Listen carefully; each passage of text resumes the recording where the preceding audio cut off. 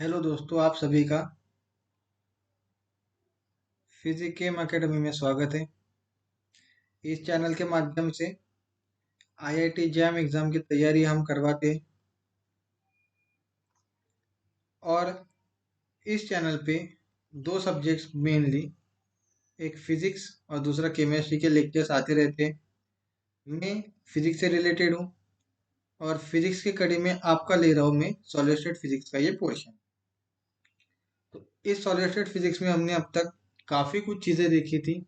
अभी हम इस कोर्स के आखिरी चरण में हैं, जिसमें हम देखेंगे XRD, that is X ray diffraction.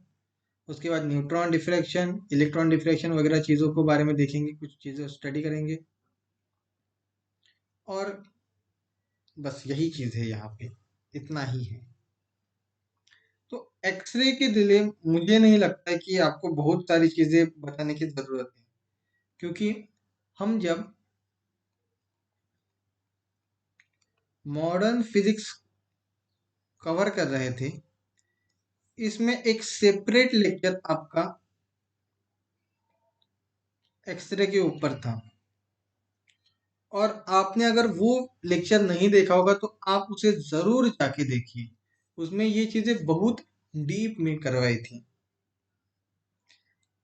तो ये बेसिकली ये सारी चीजें आपको पता है, इसमें मुझे कुछ बताने की जरूरत नहीं है।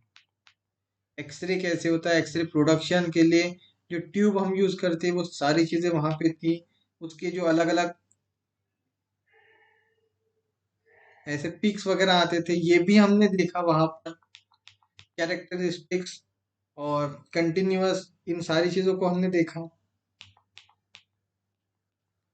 और ये फॉर्मूला मैंने कहा था कि ये सबसे इम्पोर्टेंट फॉर्मूला है, ये हमेशा पूछा जाता है। तो ये यहाँ पे जो फॉर्मूला आया है, इसको आप याद कर लीजिएगा। ये मॉडर्न फिजिक्स में भी पूछा जाता है, ये आपका सॉलिड स्टेट में भी पूछा जाता है। एक्सरे ऑब्जर्वेशन के लिए ये फॉर्मूला, इसकी प्रॉपर्टीज, ये ग्राफ सारे हम देख चुके हैं। और फिर एक्सरे डिफ्रैक्शन, क्योंकि अब एक्सरे बेसिकली आपका क्या है, वेव। जब वेव है तो वेव की प्रॉपर्टी फॉलो करेगा, दैट इज डिफ्रैक्शन। ठीक है। तो इसके लिए ये बेसिकली एक्सरे डिफ्रैक्शन बाकी से अलग कैसे है। तो इसका ये है कि एक्सरे की वेवलेंथ जो है वो काफी शॉर्ट है। तो जब वेवलेंथ कम होगी तो उसकी पेनिट्रेशन पावर ज्यादा होगी, तो वो क्रिस्टल के अंदर तक जाके क्रिस्टल का स्ट्रक्चर बता सकता है। तो यहाँ से इसलिए हम इसका यूज करते हैं डिफ्रैक्शन में। और जब आप आगे जाएंगे, आगे मतलब जब पीएचडी में या एमएससी में जाओगे, वहाँ पे एक्सआरडी बहुत इंपॉर्टेंट है।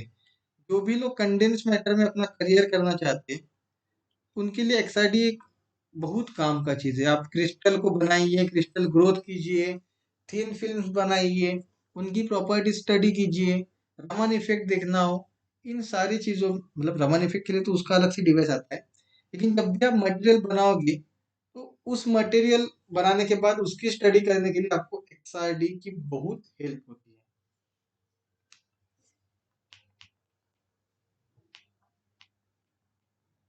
इस एक्सआरडी का बेसिक फॉर्मूला है, जैसे ये डायग्राम से यहाँ पे। और ये आपके बीएससी में शायद आपका एक्सपेरिमेंट भी रहा होगा एक्सआरडी का। और ब्रैग्स लॉ की ये कंडीशन है, 2d sine theta is equal to n lambda, इसको आप ध्यान रखिएगा। ये डी जो होता है आपका क्यूबिक सिस्टम के लिए ए अपॉन एच स्क्वेयर के स्क्वेयर प्लस एल स्क्वेयर से आप इसको डिनोट करते हो। एन होते कौन से ऑर्डर का है, लैम्डा वेवलेंथ, साइन थीटा आपका एंगल हो गया। ये बेसिकली आपको यहाँ पे ध्यान रखना है। और ये फॉर्मूला कहाँ से आता है, तो फॉर्मूला आना सिंपल है। ये बेसिकली क्या है, एन लैम्डा आपकी कंस्ट्रक्टिव कंडीशन है। जब और ये आपका पाथ डिफरेंस है। अब पाथ डिफरेंस कैसे है कि रे सरफेस पे आया और यहाँ से रिफ्लेक्ट हुआ, लेकिन एक्सरे की पावर ज्यादा है पेनिट्रेशन की, तो अंदर की लेवल तक वो चला गया और वहां से वो डिफ्रैक्ट हो गया। तो ये जो पाथ उसने ट्रेवल किया है, ये एक्स्ट्रा का ट्रेवल किया है। तो ये जो यहाँ से इतना, ये वाला पार्ट जो है, ये और ये और ये जो यहाँ पे मैंने एरो बनाया है, ये वाला पार्ट उसने एक्स्ट्रा ट्रेवल किया है। तो ये पार्ट, ये जो पाथ डिफरेंस है, ये होगा आपका 2d साइन थीटा, और ये होगा आपका इंटीग्रल मल्टीपल ऑफ वेवलेंथ के प्रोपोर्शन में।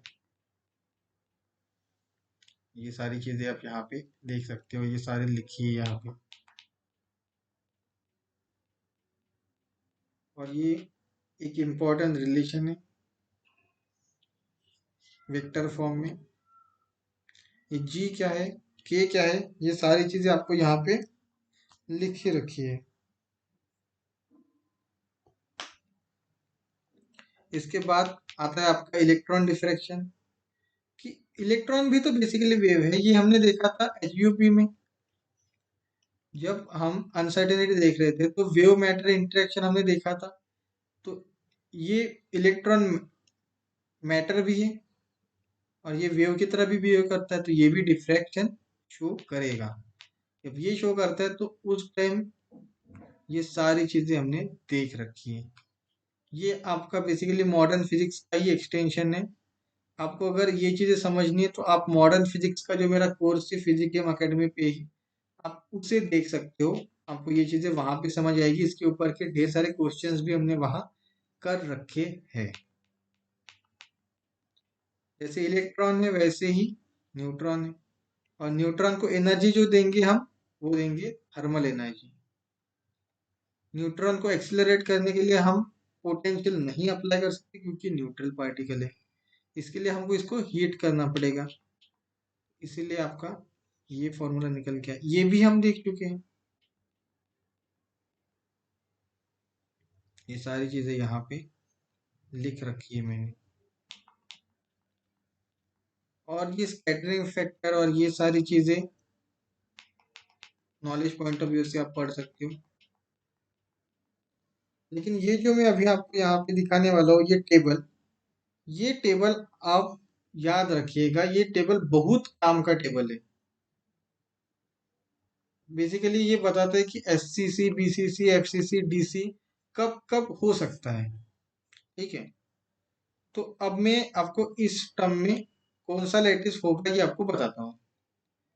एच स्क्वेयर, के स्क्वेयर और एल स्क्वेयर की कोई भी कॉम्बिनेशन हो, ये मिलके आपका अगर कोई भी इंटीजर देते हैं तो वो आपका सिंपल क्यूबिक रहेगा ही रहेगा। एच स्क्वेयर के स्क्वेयर प्लस एल स्क्वेयर मिलके आपका 1 बनता है, दैट इज 100। 2 बनता है 110, 101, 011, तब भी आपका बनेगा। 111 3 देगा।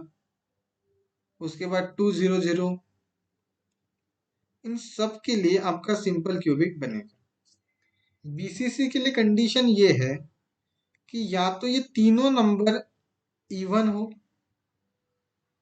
या इनकी एडिशन इवन हो। इन तीनों नंबर की एडिशन क्या हो, इवन। जैसे 100, इसकी एडिशन क्या आती है 1, तो ये एब्सेंट होगा। 1 + 1 2, तो ये प्रेजेंट होगा। तीनों नंबर इवन है, प्रेजेंट होगा। 2 + 1 0, एब्सेंट होगा। एफसीसी के लिए या तो सारे इवन हो या तो सारे ऑड हो। इन सारे इवन या सारे ऑड, तो वो प्रेजेंट रहेगा। और डीसी के लिए ये होता है, डीसी बेसिकली क्या है आपका एफसीसी, तो जो एफसीसी के होंगे वो डीसी में रहेंगे। लेकिन एक्स्ट्रा खासियत क्या है डीसी की, कि जो इवन होंगे वो 4 से डिविजिबल होने चाहिए। जैसे ये 2 है, तो 2/4 ये आपका आधा बन गया, तो ये आपका नहीं होगा। 2 + 2 4 हो गया, तो ये आपका अवेलेबल रहेगा। तो आज के वीडियो में ये सारी चीजें थी। ये काफी छोटा वीडियो था, और अब हम इसके ऊपर करेंगे क्वेश्चंस और फिर देखेंगे कि क्या क्या चीजें आती है। तो मिलते हैं अगले वीडियो के, तब तक के लिए थैंक यू।